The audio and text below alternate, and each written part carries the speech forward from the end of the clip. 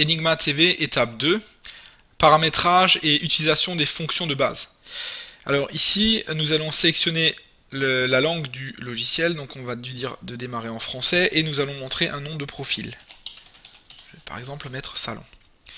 Nous allons cliquer sur OK, et l'application va continuer son démarrage. Puis nous allons aller dans l'onglet paramètres. Voilà, donc à ce stade, nous allons donc dans cet onglet paramètres, et nous allons entrer l'adresse IP du démodulateur, donc de votre Dreambox ou des modulateurs de type Enigma 1 ou Enigma 2. Entrez l'utilisateur et le mot de passe, si nécessaire. Et ensuite, on va choisir le type de liste de chaînes à afficher, soit par bouquet, provider ou satellite. Et on clique sur connexion. Voilà, donc il nous dit bien qu'on est connecté à cette adresse IP qui est une Dreambox 500 HD, bref. À partir de là, on va pouvoir aller dans l'onglet Contrôle TV et cliquer sur un bouquet et choisir une chaîne. Ici, Enigma TV va se connecter à la chaîne et la jouer dans la petite télé sur la partie de droite. Voilà. Ok. Quelques secondes après, va s'afficher l'EPG pour chacune des chaînes. Donc vous verrez que la liste, voilà, s'est rafraîchie ici. Et dans ce cadre en bas à droite, vous avez l'EPG détaillé avec le titre de l'émission, les durées, etc. ainsi qu'un résumé de l'émission. Voilà, donc à partir de cet écran, on peut également accéder au menu d'Enigma TV. On peut changer les canaux de par ces boutons, donc channel moins ou channel plus, chaîne plus, chaîne moins, et également même plus, même moins pour mémoire plus ou mémoire moins. Donc c'est pour se promener dans les 10 dernières chaînes qui ont été naviguées. Donc pour accéder à ce menu dont je parlais, on peut soit appuyer sur ce bouton, soit faire un clic droit sur l'écran de la télé et donc choisir les options que l'on veut. Alors ces options sont les suivantes. D'abord nous avons le plein écran. Il y a la mini télé. Alors la mini télé c'est une fonction qui permet de redimensionner l'application dans une fenêtre dans laquelle il n'y aura en fait que l'image. Et cette fenêtre sera dimensionnable à souhait et restera toujours en avant-plan. Donc ça veut dire que vous aurez juste une fenêtre, l'image de la télé, et restera en avant-plan. Vous pourrez donc travailler par exemple dans Excel et mettre cette petite fenêtre dans un coin de votre écran et regarder la télé donc en même temps. Ici, nous avons la possibilité de choisir la piste audio disponible et les sous-titres disponibles. Alors, les sous-titres ne fonctionnent pour l'instant qu'avec les médias et non pas avec les chaînes. On peut également démarrer une fonction de stream direct de par ces deux prochaines options ici, démarrer streaming en mode flash ou démarrer streaming en mode iOS. Alors ces deux options de démarrage de streaming direct permettent celle-ci de démarrer en mode flash, qui peut être lu par des appareils de type Android ou un PC ou un Mac, etc. Ou alors démarrer un streaming direct iOS. Ce mode peut être donc lu directement par un iPhone ou un iPad. Ces deux options ne permettent pas de contrôler l'application Enigma TV depuis l'extérieur. Elles permettent uniquement de lancer un stream direct où l'on obtient une adresse HTTP qui peut être partagée à vos contacts.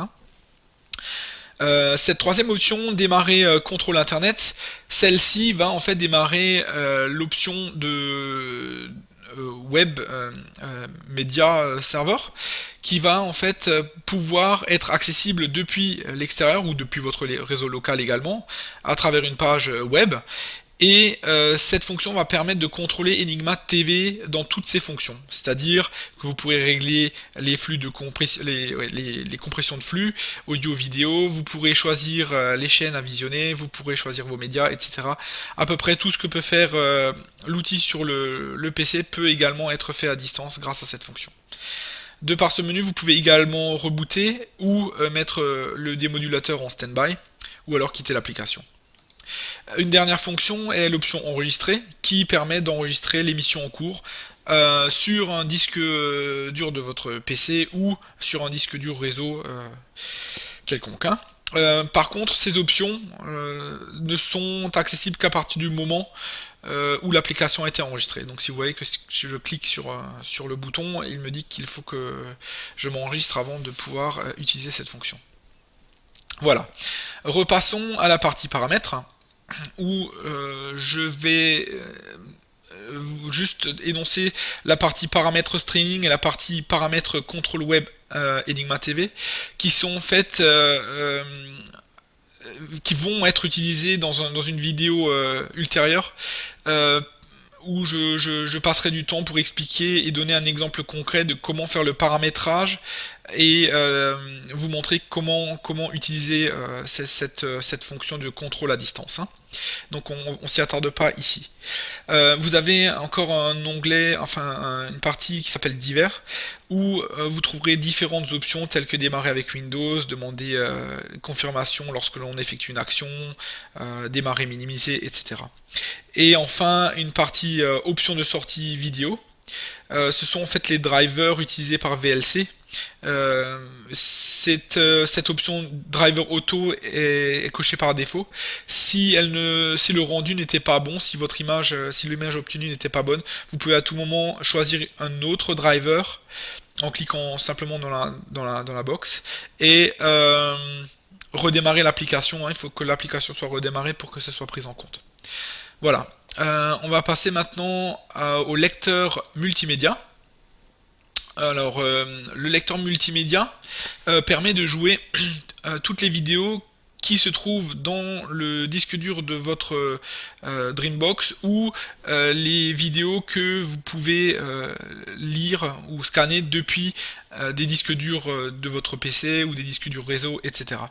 Par exemple, on peut ajouter un répertoire média en cliquant sur le bouton et naviguer dans votre ordinateur, choisir un répertoire et Enigma TV va rescanner l'ensemble du répertoire qui a été ajouté et afficher les vidéos. On peut montrer uniquement les médias audio ou les médias vidéo ou les deux en même temps. Donc si par exemple j'enlève ceci et cela, voilà, donc en fait ici rien ne s'affiche. Si je veux voir les médias audio, ben en fait j'en ai pas, et des médias vidéo, j'en ai donc 4 sur le disque dur de ma Dreambox et sur le répertoire que je viens de mapper, hein. Alors cette petite coche ici permet de scanner les sous-répertoires du répertoire principal.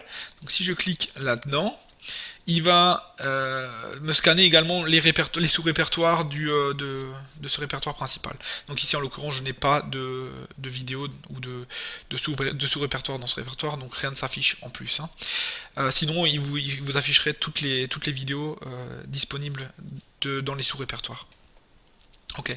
Donc pour lire une vidéo, rien de plus simple, soit vous sélectionnez une vidéo et vous cliquez sur play, ou alors vous cliquez simplement deux fois sur le titre de la vidéo et la vidéo ici démarre dans la télé. Vous pouvez mettre en pause, accélérer ou passer à la vidéo suivante ou la vidéo précédente. Vous pouvez également simplement double-cliquer sur une autre vidéo pour la jouer, etc. Et vous promener aussi, avancer à travers dans la vidéo grâce à la trackbar ici, hein. Une option aussi permet de jouer le prochain média automatiquement. Voilà. Qu'est-ce qu'on peut dire encore? Ouais, donc on peut revenir ici et puis si vous sélectionnez une chaîne, il va automatiquement stopper la vidéo en cours, même si que ce soit un média, une chaîne, hein, et passer à la chaîne sélectionnée. Voilà. Et un dernier point important ici, c'est les timers, donc les enregistrements différés, où vous pourrez simplement choisir une date de début, une date de fin. Donc, par exemple, ici on va choisir, on va en paramétrer un. Voilà. On choisit un bouquet et une chaîne. et un emplacement. Alors les emplacements disponibles pour l'enregistrement différé sont le disque dur de la Dreambox ou l'emplacement d'enregistrement par défaut de la Dreambox, ou alors tous les répertoires qui ont été enregistrés dans le Media Player. Hein, donc vous pouvez choisir également ça. Alors il faut savoir que dans la version de base, donc gratuite, il n'est possible de choisir que l'emplacement de la Dreambox. Hein. Donc je peux faire ajouter timer. Et vous voyez que le timer a été ajouté à ma liste. Et maintenant, si je n'en veux plus, je peux m'en débarrasser en le sélectionnant et en cliquant sur enlever timer. Voilà. Encore un point, ici le tab extra donc permet, c'est quelque chose de nouveau que nous avons ajouté, qui permet en fait d'installer un plugin Enigma 2 qui a été créé par Toysoft, dont son site est openblackhole.com. Ce plugin permet en fait de contrôler Enigma TV à partir d'un autre démodulateur. C'est pratique si vous avez par exemple un démodulateur en dehors de votre réseau local.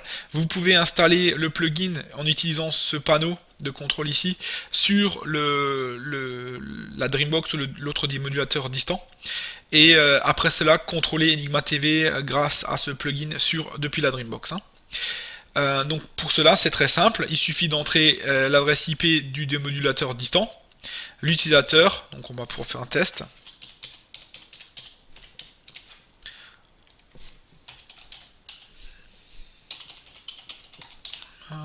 Ok, je vais lui dire que je veux utiliser le plugin en local. Donc si vous êtes dans votre réseau, vous cliquez local. Si vous êtes à l'extérieur, vous cliquez public.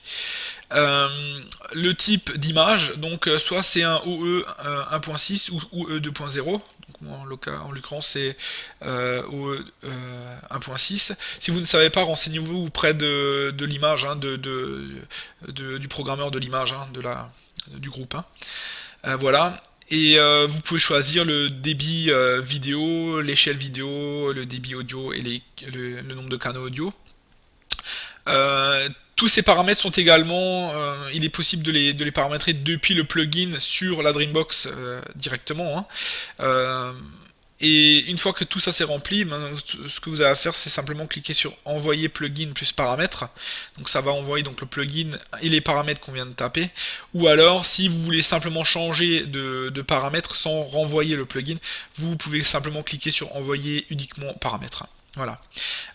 L'option redémarrer des modulateurs en fait va redémarrer le démodulateur après l'installation du plugin.